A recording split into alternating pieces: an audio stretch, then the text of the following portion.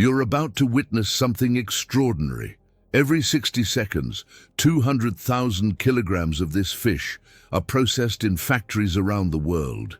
In tropical waters, at this exact moment, creatures swimming at 60 miles per hour are hunting flying fish in mid-air. These are perfect biological machines that grow 4 feet in just 12 months, a development speed that defies everything we know about animal growth. But here's the question nobody asks. How does this fascinating fish, one of the fastest and most colorful in the ocean, transform into the perfect fillet you find at the supermarket?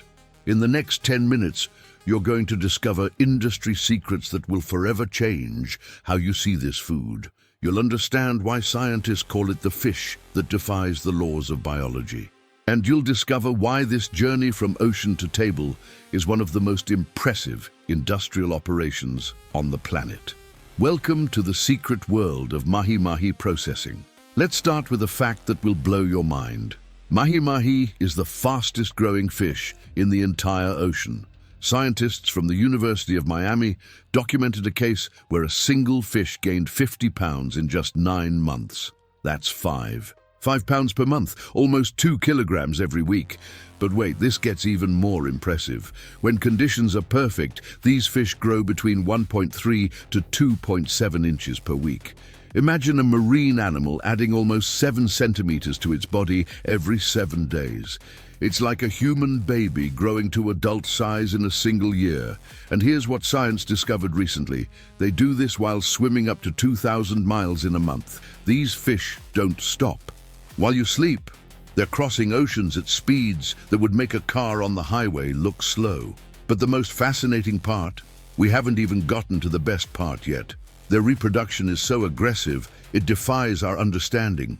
Female mahi-mahi release between 80,000 and 1 million eggs per spawn, and they don't do this once a year. They spawn every 2 to 3 days when mature. Do the math. A single female can release over 100 million eggs in a single season. And the timing, at 4 months old, they're already sexually mature. 4 months. Most fish take years. Mahi-mahi, 4 months, and they're already creating the next generation. Now you're probably thinking, with this explosive growth, they must live a long time, right? Wrong. And this is where the story gets really intriguing. These fish live only 4 to 5 years, live fast, die young, literally. They burn the candle at both ends. Meteoric growth, frantic reproduction, and a short but intensely productive life. It's the perfect evolutionary strategy for surviving in an ocean full of predators. And there's one more characteristic that will surprise you: the colors. When a mahi-mahi is alive in the water, it displays a color show that seems like science fiction. Electric blue on the back, neon green on the sides, bright gold on the belly. But here's the detail fishermen noticed decades ago. The colors change with mood. When they're calm, pale blue or white. When they're aggressive and hunting, vibrant green. In panic, intense yellow. It's like they're ocean chameleons, communicating emotions through their skin. But the most dramatic part happens after capture. Within minutes, sometimes seconds, all those spectacular colors disappear completely. The fish that looked like a living work of art transforms into a yellowish gray without life. It's the visual signature that something extraordinary just ended. Now let's go to where it all begins. The open ocean. Picture turquoise blue waters at 70 to 85 degrees Fahrenheit, the perfect temperature for mahi-mahi. These fish don't swim alone. They group around any floating object, sargassum algae, debris, even plastic buckets. Why? Because these objects attract small fish and crustaceans. And mahi-mahi, it's a supreme opportunistic predator. And here's where physics meets biology spectacularly. They hunt flying fish in mid-air. You read that right. When a flying fish leaps from the water trying to escape, the mahi-mahi jumps after it up to 3 meters above the surface and captures the prey in full flight. The coordination required for this, absurd. Their swimming speed, 60 miles per hour in bursts, is possible because of a perfectly hydrodynamic body. Long, laterally compressed, with a dorsal fin running almost the entire length of the body. They're living torpedoes, but the real magic happens in the next 90 minutes after capture. From the moment the mahi-mahi is hauled from the ocean until it's on your table, an invisible timer is running. And here's the secret the industry discovered. The difference between a premium product and an average product is the first 15 minutes. Immediately after capture, still on the boat, the fish is bled.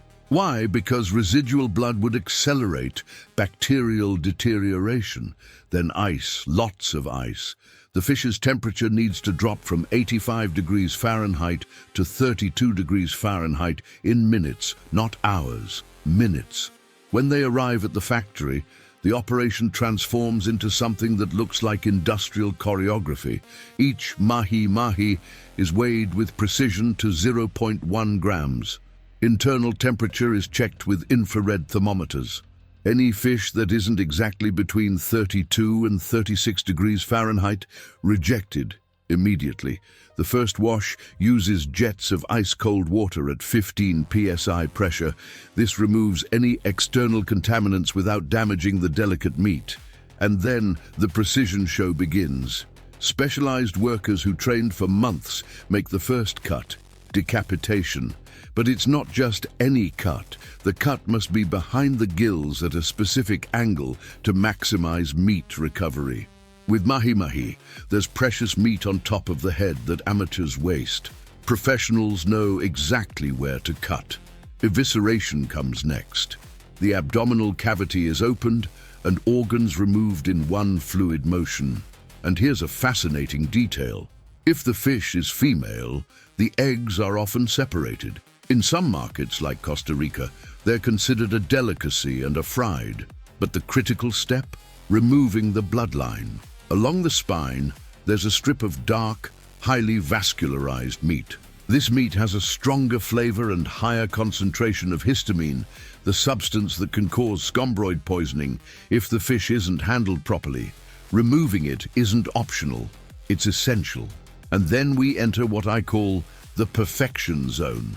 3D optical scanners map each fillet with precision to 0.1 millimeters. Why? Because even microscopic bone fragments need to be detected. The system uses structured light, projecting light patterns onto the fillet and analyzing distortions to create a complete three-dimensional map. But wait, we haven't gotten to the most impressive technology yet. Food-grade X-ray. Yes, each fillet goes through radiography, and it's not to find large bones, it's to detect 0.3 millimeter fragments you would never see with the naked eye. If the system detects something, the fillet is automatically ejected from the line by a jet of compressed air. And there's more, high-frequency metal detector, because even with all the care, a steel scale from a knife can break off. The detector's electromagnetic field is so sensitive, it can find particles the size of a grain of sand. The plot twist? This entire process happens at 200 fillets per minute. That means every 3 seconds, a complete fillet is scanned, analyzed, approved, or rejected. The precision combined with speed is hypnotic. Now comes the part that separates average operations from world-class operations: freezing. There's a brutal difference between freezing a fish slowly and freezing it quickly. When you freeze slowly, large ice crystals form inside muscle cells. These crystals pierce cell membranes. When you thaw, the texture is ruined, water dripping out, soft meat. IQF, individual quick freezing, changes everything. The fillet enters a tunnel at -40 degrees Fahrenheit. In 7 minutes, the core temperature goes from 36 degrees Fahrenheit to -0.4 degrees Fahrenheit. The ice crystals that form are microscopic, too small to damage cells. When you thaw, the texture is almost identical to fresh fish. But here's the detail the industry discovered: applying a glaze, a thin layer of ice, before freezing. This creates a protective barrier against oxidation and freezer burn. That 1 millimeter of ice can add 6 months to the product's shelf life. Let's talk about the question everyone asks, but few understand. Is it safe to eat mahi-mahi? Mercury. It's the #1 concern, and here are the facts based on real FDA data. Mahi-mahi has an average mercury concentration of 0.19 parts per million. To put this in perspective, the FDA classifies fish into 3 categories: best choices, eat without restriction; good choices, eat in moderation; choices to avoid, avoid completely. Mahi-mahi is in the good choices category. What does this mean in practice? Adults can consume up to 6 servings of 6 ounces per month without concern. Pregnant women and children? 1 serving per week is considered safe. Compare this to shark or swordfish, which have mercury concentrations 5 to 10 times higher, and you realize mahi-mahi is a relatively safe choice. But there's another risk that's specific to mahi-mahi: histamine. Here's what happens. Mahi-mahi naturally has high levels of histidine, an amino acid. If the fish isn't refrigerated immediately after capture, bacteria convert histidine to histamine, and histamine isn't destroyed by cooking. If you eat poorly stored mahi-mahi, scombroid poisoning.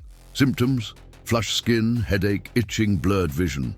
They appear 10 to 60 minutes after eating. It's rarely serious, but it's uncomfortable. And here's the good news. With modern cold chain practices, this is extremely rare. Factories test every batch for histamine. The maximum allowed limit is 50 parts per million. Most approved batches have less than 10 ppm. That's 5 times below the safety limit. Now the big environmental question: are we fishing these fish to extinction? The answer will surprise you. Probably not. Here's why. Remember that explosive growth we discussed? Remember the frantic reproduction? These factors make mahi-mahi exceptionally resilient to fishing. Studies by NOAA, the National Oceanic and Atmospheric Administration, indicate that mahi-mahi populations are stable. They don't have a formal stock assessment because the fish are highly migratory and cross international borders, but scientists assume populations are healthy based on 3 things. 1. Rapid growth means they replace losses quickly. 2. Early and frequent reproduction keeps numbers high. 3. Wide geographic distribution reduces the risk of local overfishing. And here's an important detail about how they're caught. Most commercial mahi-mahi is caught with hook and line, not trawl nets. Why does this matter? Because line fishing has minimal impact on the ocean floor and minimal bycatch of other species. According to Monterey Bay Aquarium Seafood Watch, mahi-mahi caught in the US Atlantic with hook and line is classified as best choice, the highest sustainability category. The challenge: 1/3 of mahi-mahi consumed in the US comes from the Atlantic. 2/3 come from the Pacific, mainly from Hawaii, and not every international fishery has the same standards. So origin matters. And finally, why should I eat mahi-mahi instead of other fish? Let's look at concrete numbers. Per 100 grams of mahi-mahi, 85 calories, extremely lean. 18.5 grams of high-quality protein, less than 1 gram of fat. 0 carbohydrates. It's one of the best sources of lean protein that exists. But the micronutrients, here's where it gets interesting. Vitamin B12, essential for neurological function. Niacin, B3, crucial for energy metabolism. Vitamin B6, important for immune function. Selenium, powerful antioxidant. Phosphorus, bone and kidney health. Potassium, blood pressure regulation. And omega-3, although not as high as salmon, mahi-mahi still provides essential fatty acids that reduce inflammation and support heart health. The meat has a firm, dense texture. Some chefs say it eats like a steak. This makes it versatile. You can grill, bake, make ceviche, or even fry without it falling apart. And here's the preparation tip professional chefs use. The dark meat along the lateral line has a stronger flavor.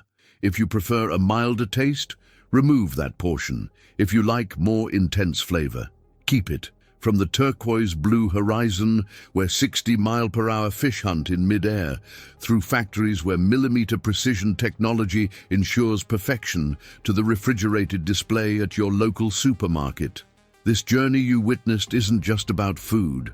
It's about biological engineering, a fish that grows 4 feet in 12 months. It's about industrial technology, scanners that detect 0.3 millimeter fragments. It's about preservation science, freezing that forms microscopic crystals to maintain perfect texture. The next time you hold a mahi-mahi fillet in your hands, you'll remember this fish swam faster than most cars on the highway. It hunted prey while they were flying. It grew at speeds that defy biology. And now, through one of the most precise industrial operations on the planet, it has reached you. If this journey fascinated you as much as it fascinated our research team, if you discovered at least 10 things you didn't know about mahi-mahi, leave your like and comment what fact surprised you the most, and you won't believe the shrimp process we're investigating for the next video. Subscribe and turn on notifications so you don't miss it. It's important to clarify that the process presented in this video is 100% fictional, and all images are merely illustrative, generated by artificial intelligence for educational purposes. The facilities shown do not represent specific real factories, but rather a recreation based on real industrial processes documented and verified. The information presented was based on verifiable data from NOAA Fisheries, the National Oceanic and Atmospheric Administration of the United States, available at www.fisheries.noaa.gov. FDA, Food and Drug Administration of the United States, Commercial Fish Mercury Database, available at www.fda.gov. University of Miami Rosenstiel School of Marine and Atmospheric Science, studies on dolphinfish growth rates. Florida Keys Dolphinfish Research Program, data on biology and behavior. Peer-reviewed scientific studies on fish processing and preservation technologies. Monterey Bay Aquarium Seafood Watch, sustainability assessments.